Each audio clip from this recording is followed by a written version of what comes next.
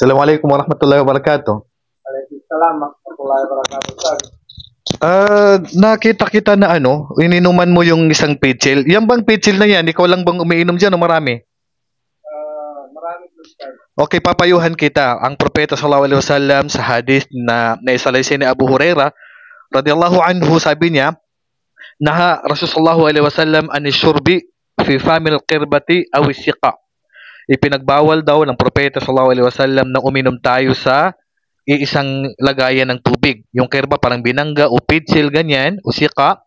Kasi daw sa panahon ng propeta sallallahu alaihi wasallam hindi nakikita yung loob niyan. Baka pwedeng mayroong ahas. Nangyari na sa panahon ng propeta sallallahu alaihi wasallam na may ahas yung ininuman. Pangalawa, hindi lang kasi ikaw ang iinom diyan, yung laway mo nandiyan may iiwan diyan.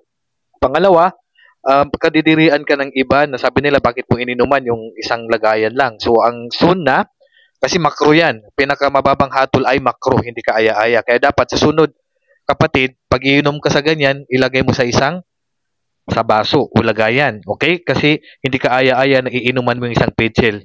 Malinaw? Okay, Afwan. Assalamualaikum warahmatullahi wabarakatuh.